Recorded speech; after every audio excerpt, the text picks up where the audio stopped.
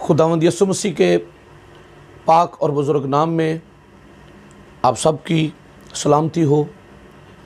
मैं मास्टर जावेद असलम और आप देख रहे हैं कलाम सिद्दक यूट्यूब चैनल। नाजरीन, आज कलाम सिद्दक पर आपके लिए 7 सलीबी कलमात का सिलसिला लेकर हाजिर हूँ, जिसमें से आज पहला कलमा आपकी खिदमत में खुदा के पाक कलाम में से पेश कर रहा हूँ। लूका रसूल की इंजील 23वां बाब 34वीं आयत खुदा के पाक कलाम में से पढ़ेंगे। यसू ने कहा, आए बाप, इनको मुआफ़ कर, क्योंकि ये जानते नहीं कि क्या करते हैं। अगर आप थोड़ा सा पीछे जाएं तो आपको गतसमनी बाग से लेकर कोड़े मारने तक और मसलूबियत तक नज़र आएगा कि कोई ऐसा शख्स नहीं जो खुदावंद का हामी हो, जो खुदावंद की तरफ हो, बल्कि हर एक उसके ख़िलाफ़ है।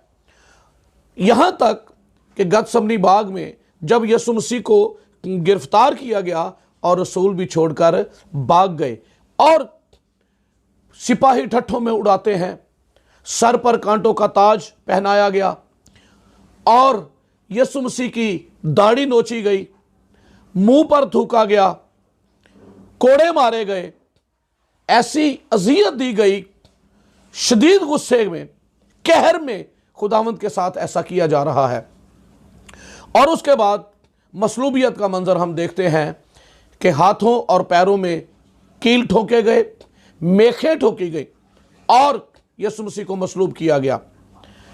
इसके बावजूद कि यीशु मसीह इंतहाई कर्ब, इंतहाई दुख और इंतहाई अजियत की हालत में है।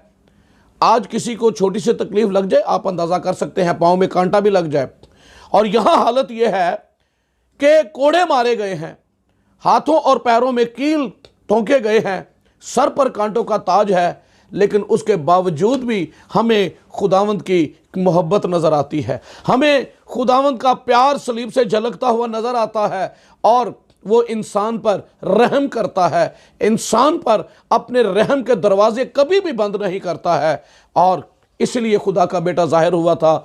लिखा है, जो कोई उस पर ईमान लाए हलाक ना हो बल्कि हमेशा की जिंदगी पाए। इसका मतलब यह है खुदावंद किसी की हलाकत नहीं चाहता। मसलूब करने वाले जो खुदावंद को सताते हैं, मसलूब कर रहे हैं, जुल्म और सितम डाल रहे हैं, उसके बावजूद भी खुदावंद यीशु मसीह की बाप से दरख्वास्त है, बल्कि शिफायत है कि आए बाप, इनको मुआफ़ कर।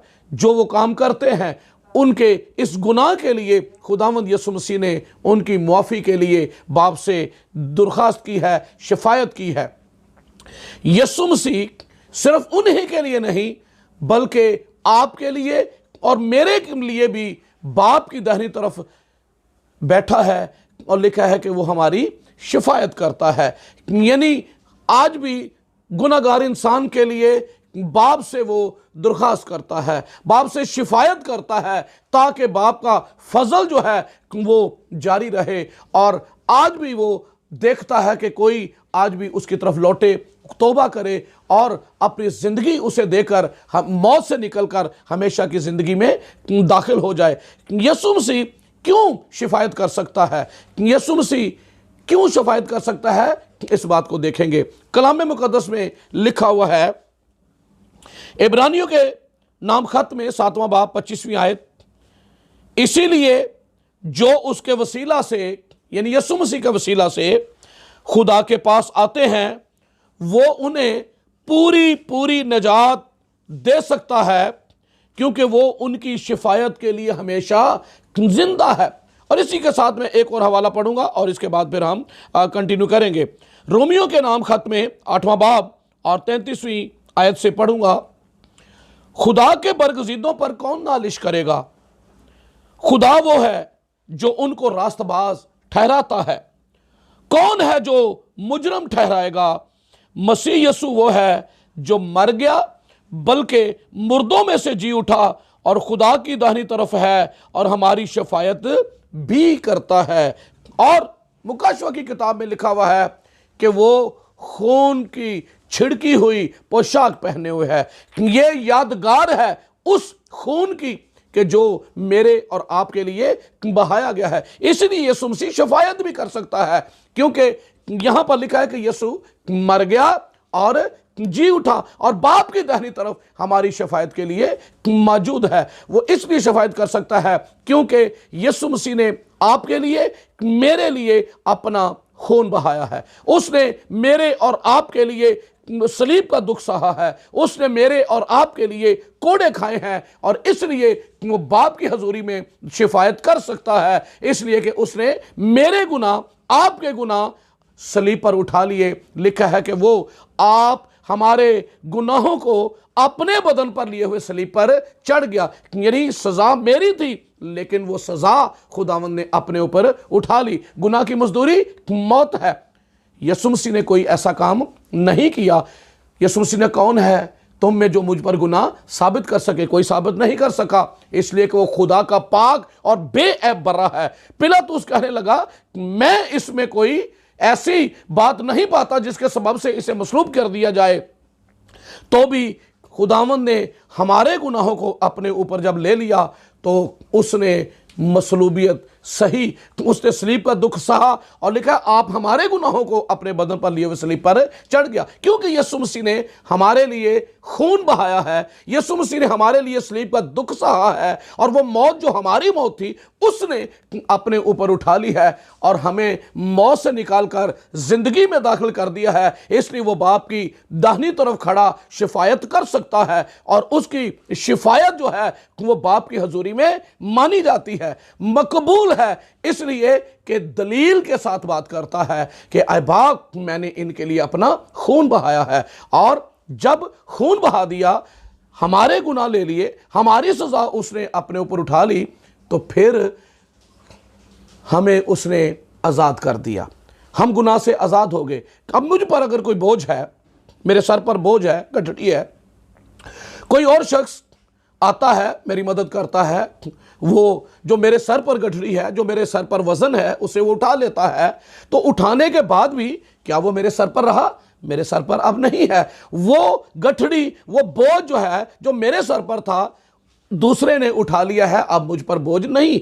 इसी तरह से मेरे गुनाह जो मुझ पर बोझ था, जो जिसके सबब से मैं मौत के नीचे जिंदगी बसर कर रहा था, जब यीशु मसीह ने उठा लिए तो फिर अब उसी तरह से मैं आज़ाद हो गया हूँ और बाप की तरफ खड़ा हुआ वो शिफायत करता है, वो बाप से रहम की अपील करता है ताकि हम में से हर कोई खुदा के गज़ब से बच जाए, कोई हलाक ना हो, लिखा है, बल्कि हमेशा की जिंदगी पाए। उसकी तरफ से तो माफ़ी का ऐलान किया जा रहा है, वो बाप की तरफ से शिफायत करता है और बाप उसे कबूल भी करता है। लेकिन राह क्या है? राह यह है कि बाप, यीशु मसीह बाप से शिफायत करता है और मेरा और आपका क्या काम है? जो कोई उस पर ईमान लाए हलाक ना हो बल्कि हमेशा की जिंदगी पाए।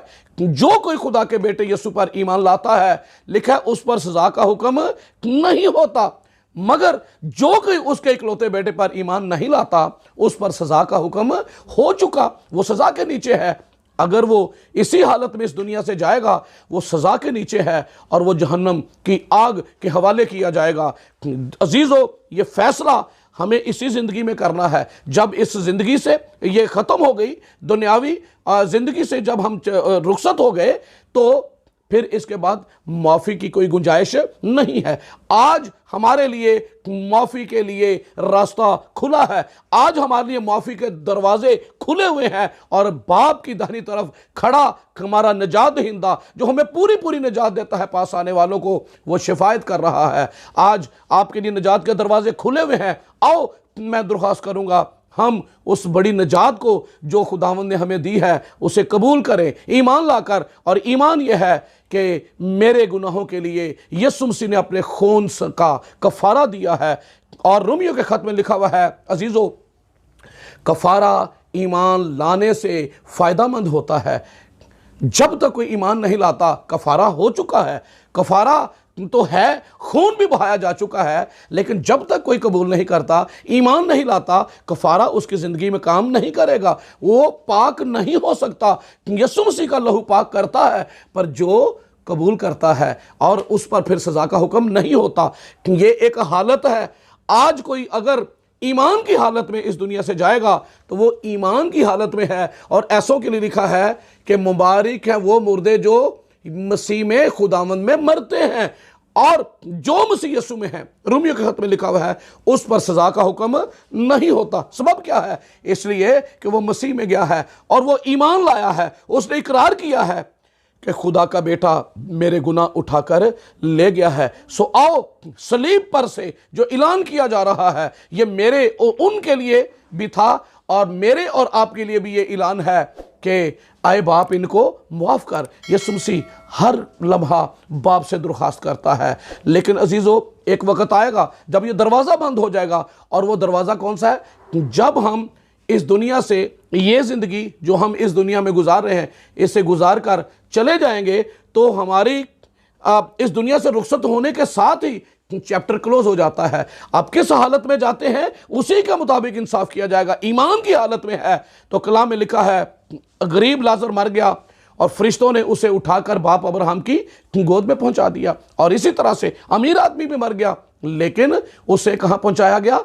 दोज़ख में। तो मरने के साथ ही फैसला होता है। चले जाने वालों के पीछे कोई दुआ काम नहीं आती, चले जाने वालों के पीछे कोई शिफायत काम नहीं आती, इसी दुनिया में जो है वो काम आती है। यीशु मसीह हमारी शफायत करने वाला है। वो खून की छिलकी हुई पोशाक पहने हुए है, जो यादगार है कि ऐ बाप, मैंने इनके लिए अपना खून बहाया है, इनके गुनाह मैंने अपने ऊपर ले लिए हैं, इनकी सज़ा सही है, इसलिए ऐ बाप इनको मुआफ़ कर। खुदावंद आपको बरकत दे, सलामती और तंदुरुस्ती और सेहत खुदावंद आपकी बहाल रखे, और इस वायरस के असर से खुदावंद आपको बचाए रखे। दूसरे कलमे का ज़रूर इंतज़ार कीजिएगा, और मेहरबानी करके इस चैनल को प्लीज़ सब्सक्राइब भी करें, और इस वीडियो को जो आपने देखी पहला कलमा, इसको लाइक भी करें और इसको शेयर भी करें, और खुदावंद के इस काम में हिस्सादार बन जाइए। खुदावंद आपको बरकत दे, खुदावंद की सलामती आपके साथ हो।